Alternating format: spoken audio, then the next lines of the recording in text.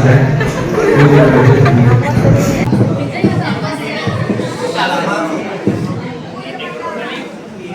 ಏನಪ್ಪ ಇಷ್ಟು ಕಸ ತುಂಬಿಟ್ಟಲ್ಲ ದೇವಸ್ಥಾನದಲ್ಲಿ.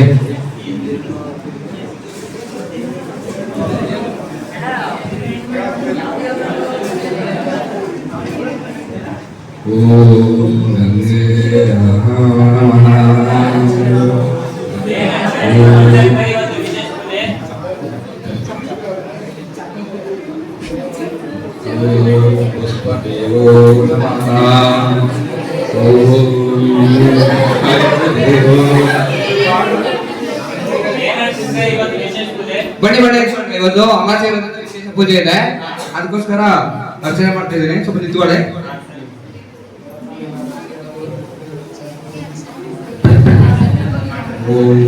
ಎಷ್ಟು ದಿನ ಆಯ್ತು ಊರ್ಗ್ ಹೋಗಿ, ಇವಾಗ ಬಂದಿರಿ. ದೇವಸ್ಥಾನ ಅಂತ ಪೂಜೆ ಮಾಡ್ಬಾರ್ದು ಅಂತ ಏನಪ್ಪ ನೀನು? ನಾನೆಲ್ಲೇ ಪಕ್ಕದಕೇರಿಯವನು. ನಿಮ್ ಪಕ್ಕದಕೇರಿ ಎಲ್ಲಿ ನಾವು ಪ್ರವೇಶ ಮಾಡಿಲ್ಲ. ಪಕ್ಕದಕೇರಿ ಪ್ರವೇಶ ಇಲ್ಲ. ಯಾಕೆ ನಾನು ಬರ್ಬಾರ್ದು? ಅಲ್ಲೇ ನಿಂತು ಒಳಗೆ ಬರ್ಬಾರ್ದು. ಅದೇ ಬರ್ತೀಯ, ಇದು ನಮ್ ಕೇರಿಯವ್ರಿಗೆ ಮಾತ್ರ ಇರೋದು ಜಾಗ. ಇದು ನಮ್ ಪದ್ಧತಿ ಅಲ್ಲ. ತೊಲ್ವ ಆಚೆ ಕೊಡಲ್ಲ. ನನ್ನ ಸಮಾನತೆ ಅಂತ ನೋಡ್ತಾರೆ ನಮ್ಮನ್ನು.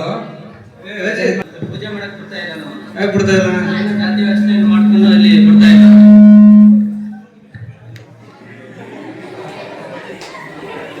ಏನಕ್ಕೆ ಹೋಯ್ತಿಲ್ಲ ಮಗ? ಪೂಜೆ ಮಾಡ್ಸಕ್ಕಾಗಿದೆ. ಇಲ್ಲಿ ಜಾತಿ ವ್ಯವಸ್ಥೆ ಮಾಡ್ಕೊಂಡು ನಮ್ಮನ್ನು ಪೂಜೆ ಮಾಡಕ್ಕೆ ಬಿಡ್ತಾ ಇಲ್ಲ. ಹಂಗೆಲ್ಲ ಮಾಡಬಾರ್ದು ಕಣ. ಬಾ ಕೇಳುವ ಅರ್ಚಕ್ರೆ. ಏನಪ್ಪ ಸುಭಾಸು, ದೇವಸ್ಥಾನ ಕಡೆ ಆನಂದ ಅಪ್ಪನ ಇವತ್ತು ಬೇರೆ ಅಮಾವಾಸ್ಯೆ ಅಂತ ಹೇಳಿದ್ರೆ ವಿಶೇಷ ಪೂಜೆ ಇದಾಗಪ್ಪ. ನೀನ್ ನಂಬಿದ್ಯ ಅನ್ನೋದ್ರಿಂದ ಎಲ್ಲ ನೀನೇ ನೋಡ್ಕೋಬೇಕು. ಇಲ್ಲ ಅಂದ್ರೆ ಕಷ್ಟ ಐತೆ, ಜನ ಜಾಸ್ತಿ. ಅದಂಗಿರ್ಲಿ ಅರ್ಚಕ್ರೆ. ಇವನು ನನ್ ಗೆಳೆಯ. ಗೊತ್ತಾಯ್ತು.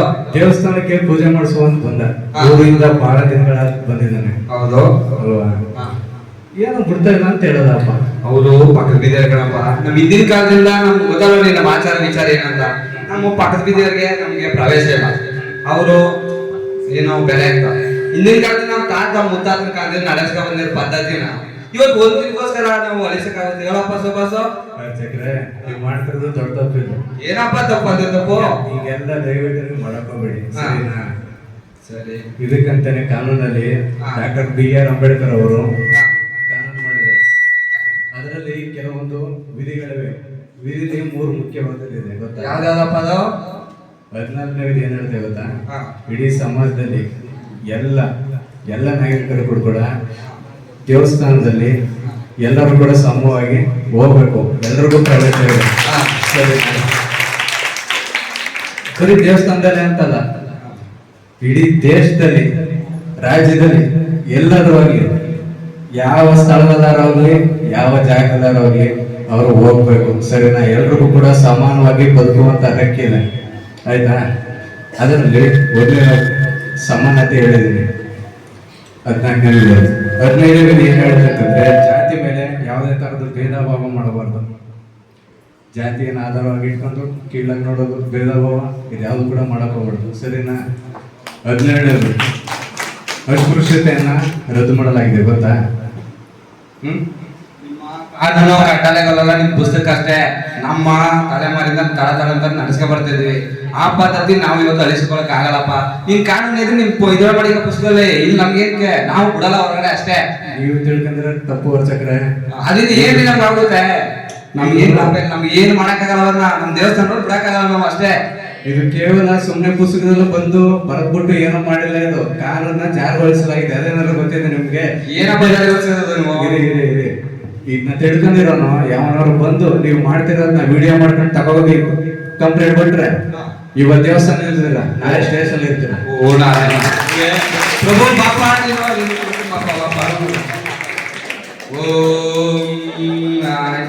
ದೇವೋ ಭವ.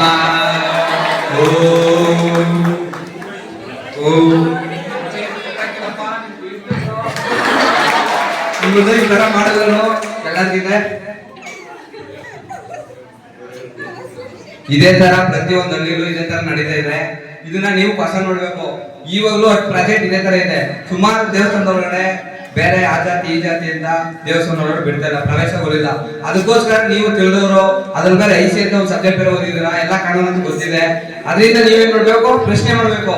ಪ್ರಶ್ನೆ ನೀವು ಯಾವಾಗ ಮಾಡಲ್ವಾ ಅಲ್ಲಿವರೆಗೆ ಇದೇ ತರ ಶೋಷಣೆ ನಡೀತದೆ. ಅದಕ್ಕೆ ನೀವೆಲ್ಲ ಪ್ರಶ್ನೆ ಮಾಡ್ತಿರಲ್ವಾ ಮುಂದೆ. ಆಯ್ತು, ಧನ್ಯವಾದಗಳು.